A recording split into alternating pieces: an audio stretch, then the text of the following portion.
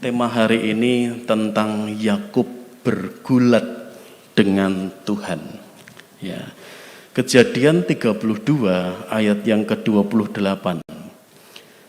Saudara bisa buka itu, Kejadian 32 ayat yang ke-28 dan 30. Lalu kata orang itu, namamu tidak akan disebutkan lagi Yakub, tetapi Israel, sebab engkau telah bergumul melawan Allah dan manusia, dan engkau menang. Saya ulangi, sebab engkau telah bergumul melawan Allah dan manusia, dan engkau menang. Ayat 20, Yakub menamai tempat itu Peniel, sebab katanya, aku telah melihat Allah berhadapan muka, tetapi nyawaku tertolong. Ya, saudara, kalau melihat ayat ini, terutama di ayat 28, Yakub bergumul melawan Allah dan manusia, dan engkau menang, dan Yakub menang, maka saudara akan temukan konten-konten bermunculan di mana mereka menulis Allahnya orang Kristen gulat sama Yakub kalah. Ya.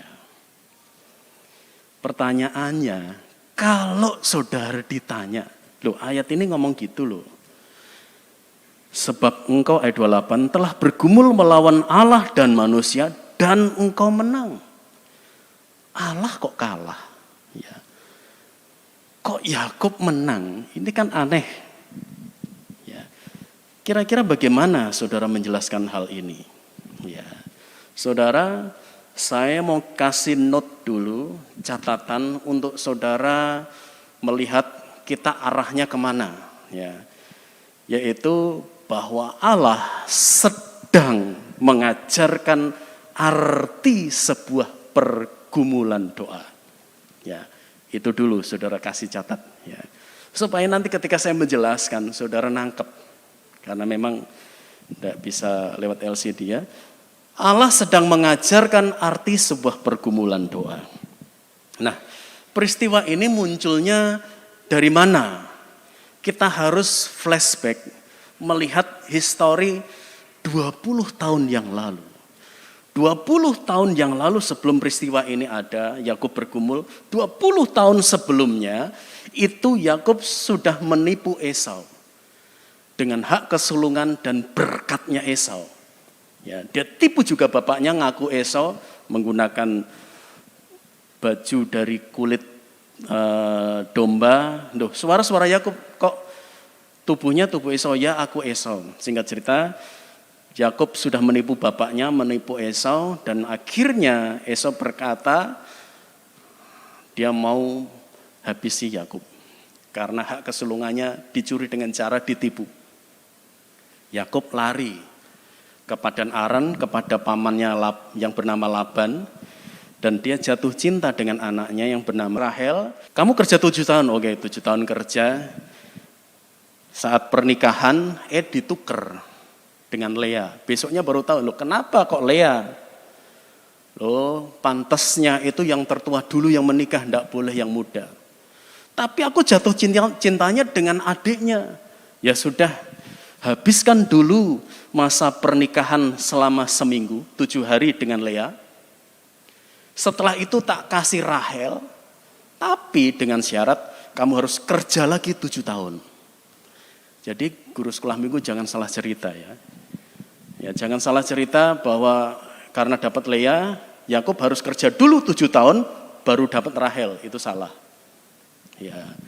Jadi setelah dapat Lea, tunggu seminggu di masa pernikahan itu, kemudian dikasih Rahel, baru kemudian syaratnya kerja 7 tahun. Berarti berapa tahun? 14 tahun. Dan 6 tahun Yakub bekerja lagi untuk mendapatkan ternak. Kalau saudara ingat kisah ternak itu berbelang-belang, ya berbintik-bintik, 6 tahun dapat ternak gitu ya. Jadi 20 tahun Dan setelah di 20 tahun dari peristiwa kejadian di rumahnya, Allah memerintahkan Yakub, kamu pulang. Kamu harus pulang ke tanah kelahiranmu, ke rumah orang tuamu. Yakub pulang. Walaupun terjadi sempat salah paham dengan Laban, kita tidak usah bahas. Singkat cerita, Yakub pulang dan dia tahu dia akan berhadapan dengan Esau yang 20 tahun yang lalu pernah berniat membunuh dia. Setelah cari tahu, utusannya datang dan berkata, Esau pun sedang dalam perjalanan menjumpai engkau tuanku Yakub dengan diiringi 400 pasukan, 400 orang. Yakub ciut, saudara, nyalinya. Hari itu dia berdoa kepada Tuhan. Dia berdoa, Tuhan, engkau pernah berjanji bahwa engkau akan menjadikan aku menjadi bangsa yang besar seperti yang engkau janjikan kepada nenek moyangku Abraham. Dan aku pegang janjimu, Tuhan. Aku mohon supaya engkau juga menghindarkan aku dari niat Esau yang mau membunuh aku dan keluargaku. Yakub berdoa. Itu doa Yakub yang pertama ketika akan berjumpa dengan Esau. Ya. Nah, saudara dikasih oleh Tuhan, akhirnya Yakub melanjutkan perjalanan. Saya bacakan di Kejadian 32 ayat 1. Ya maaf, saya pelan-pelan supaya saudara nangkep ya. Yakub melanjutkan perjalanannya, lalu bertemulah malaikat-malaikat Allah dengan dia. Ini apa peristiwa seperti apa? Dongeng yang katanya ada 7 bidadari lagi mandi, selendangnya dicuri, tidak bisa terbang. Apa malaikat lagi main mandi di sendang gitu di danau, saudara? Tidak seperti itu, saudara ya. Jadi itu dongeng. Kalau kita mau cari tahu kenapa kok ketemu malaikat, ya. Kalau pertanyaan itu munculnya dari sesuatu yang tertulis di Alkitab, berarti cari jawabannya juga di Alkitab, saudara. Ya. Kalau begitu maksudnya apa? Yakub melanjutkan perjalanannya, lalu bertemulah malaikat-malaikat Allah dengan dia. Ketika Yakub melihat mereka, ini Kejadian 32 ayat 1 dan 2. Ketika Yakub melihat mereka, berkatalah, ya ini bala tentara Allah. Sebab itu dinamainya lah tempat itu Mahanaim. Maksudnya apa? Ini seperti yang saudara ingat kisah di 2 Raja-Raja 6 ayat yang ke-17.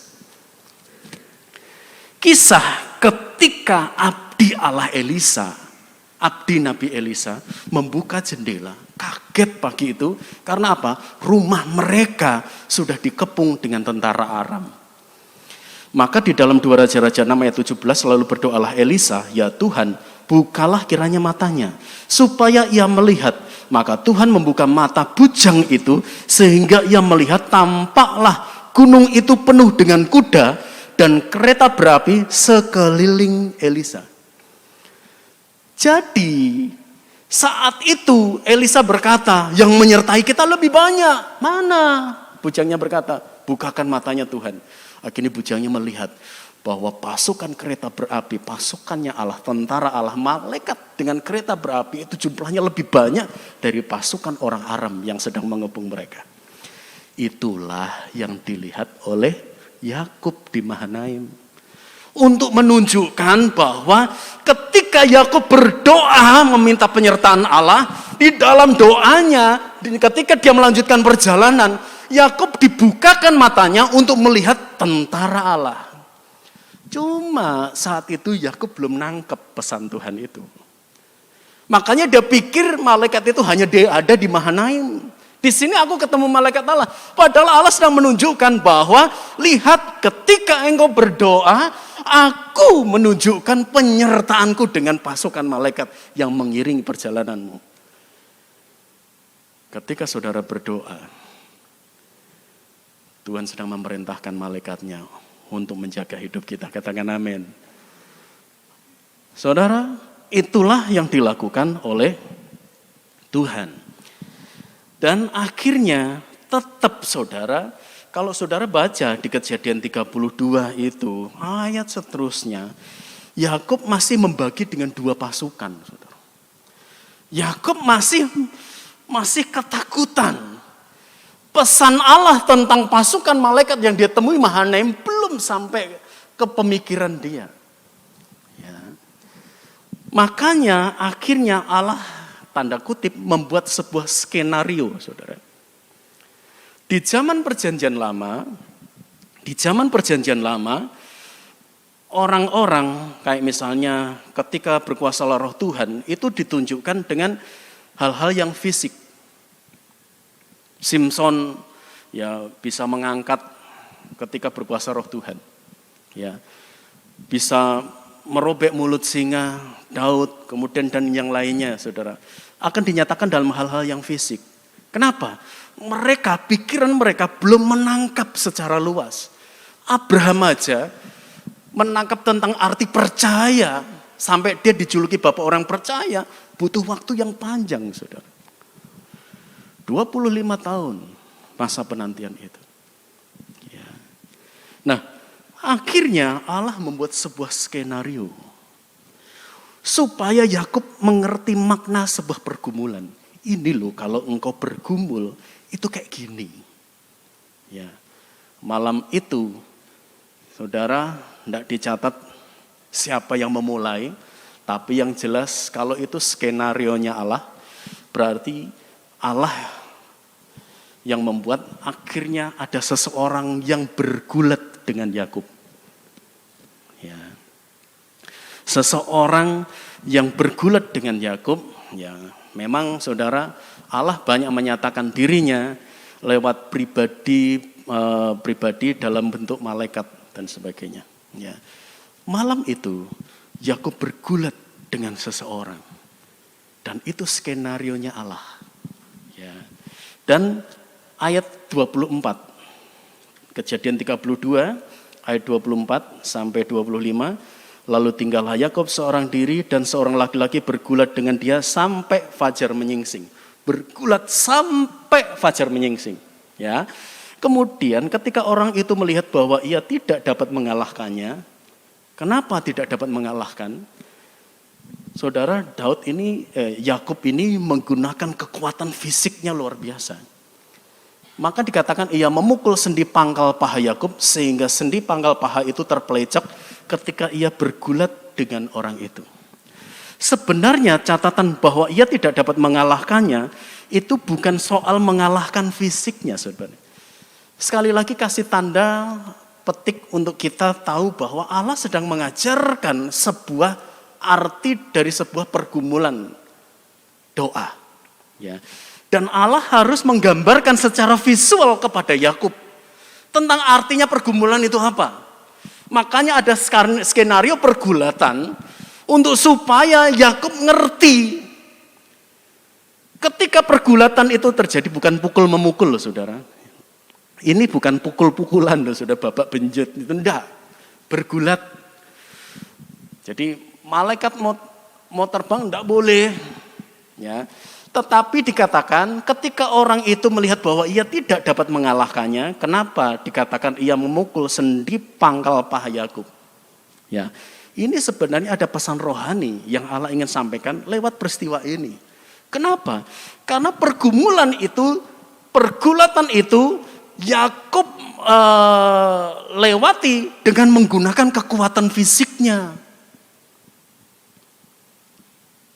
egonya. Merasa kuat, merasa hebat, merasa sanggup, makanya dipukul, dibikin terpelecok. Yang seperti ini harus dihancurkan. Kalau bergumul masih dikuasai emosi, ego, kepentingan diri sendiri.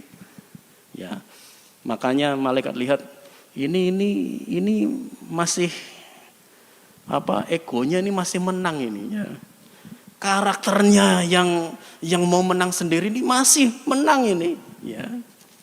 Makanya dikatakan ketika ia tidak dapat mengalahkannya, ia pukul sendi pangkal pahanya. Jadi artinya orang seringkali tertipu dengan bahwa ia tidak dapat mengalahkannya, apalagi dengan ayat pokok kita tadi. Engkau sudah bergulat dengan Allah dan manusia, bergumul dengan Allah dan manusia, dan engkau menang. Orang pikir yang menang Yakub, salah, saudara. Yakub yang kalah. Dibikin terpelecok, saudara. Ya. Loh, terus bagaimana? Ya. Nah ini sebenarnya saya sudah buatkan diagram, saudara. Jadi begini, semula Yakub bergumul, dia mengandalkan kekuatannya, emosinya. Dia bahkan tadi saya katakan, dia sudah membagi dengan 2 pasukan. Kalau pasukan pertama berangkat, dihancurkan oleh Esau, pasukan yang kedua bisa lari, termasuk dia dan keluarganya. Itu kan mengandalkan kekuatannya. Berdoa minta tolong Tuhan, tapi masih juga coba mengatur sendiri atau mengandalkan kekuatan dirinya sendiri. Itu Yakub, saudara. Makanya Allah membuat sebuah skenario, tanda kutip ya, supaya ada gambaran visualisasi untuk Yakub menangkap. Ketika engkau mengandalkan kekuatanmu, maka aku harus membuat terpelecok. Ya. Kenapa saudara? Karena Hosea 12 ayat 5. Hosea 12 ayat yang kelima. Di situ dikatakan, bagian A saja. Ia bergumul dengan malaikat dan menang. Menangnya karena apa? Itu ada kelanjutannya, saudara. Ia menangis dan memohon belas kasihan kepadanya. Jadi ini yang membuat Yakub menang adalah ketika dibikin terpelecok, dia tidak bisa lagi berdiri dengan kekuatannya secara maksimal.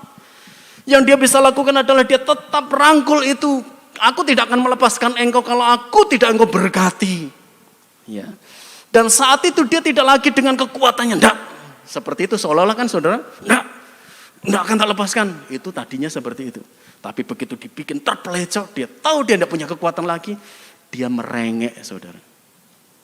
Ia menangis, memohon belas kasihan. Tolong, saya ini terancam dengan Esau. Di sisi lain saya ingin pulang ketemu orang tua. Itu pergumulan itu, saudara.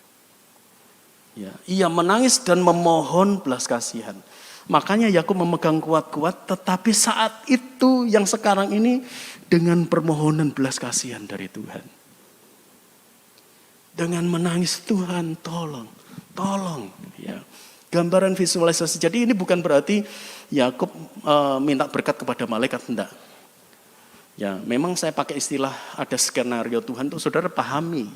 Di perjanjian lama ada banyak gambaran yang sebenarnya lewat hal-hal yang lahiriah itu sebenarnya akan diterapkan ke hal rohania. Makanya kekuatan fisik di perjanjian lama. Kekuatan rohani di zaman perjanjian baru. Karena apa? Dunia kita rohani. Roh Kudus di dalam. Kalau dulu kan Tuhan di luar. Makanya hukum Taurat kan membuat orang-orang itu Allah tetap di luar. Padahal sebenarnya Allah itu harus di dalam. Orang-orang Farisi, orang-orang Yahudi, orang-orang Israel, mereka melakukan tata cara ibadah hanya sekedar kulit luar. Karena itulah pemahaman mereka. Makanya di peristiwa ini Allah memvisualisasikan. Ya. Jadi sebenarnya Yakub tahu Allah yang merencanakan ini semuanya. Makanya saya tidak akan membiarkan, tolong hari ini dengan rintihan saudara. Aku tidak akan membiarkan engkau pergi jika engkau tidak memberkati aku. Ya. Nah, sekarang pertanyaannya, kenapa di Kejadian 28, ketika 32 ayat 28b dikatakan, engkau telah bergumul melawan Allah dan manusia dan engkau menang. Karena memang ya seperti itu. Gambaran sederhananya gini, saudara tahu Yohanes 2.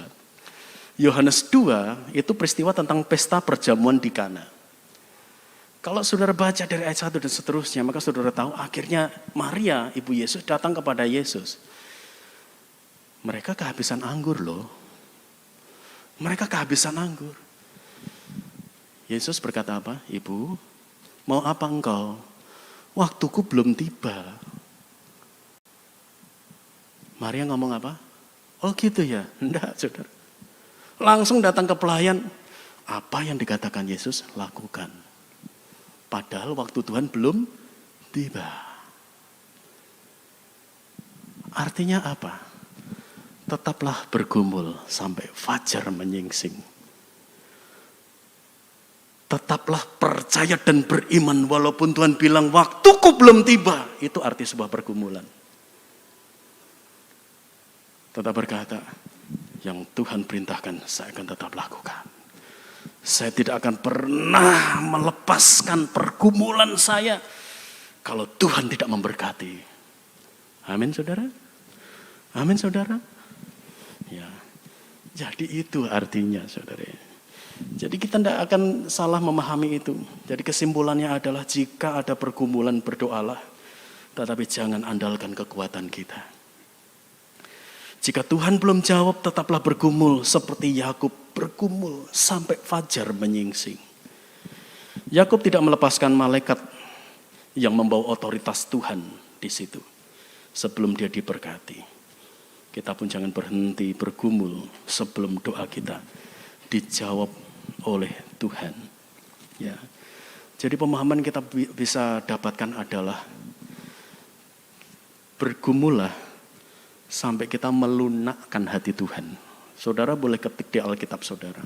Musa, Allah sudah berencana bangsa Israel dihabisi, dihukum. Tapi Musa bergumul. Saudara boleh ketik di Alkitab digital saudara, melunakkan hati Tuhan. Maka di situ saudara ketemu, Musa melunakkan hati Tuhan. Itu arti sebuah pergumulan. Mujizat belum terjadi, teruslah berjuang melunakkan hati Tuhan. Mungkin sebuah pergumulan terjadi karena ada dosa, tetapi katakan Tuhan ampuni saya.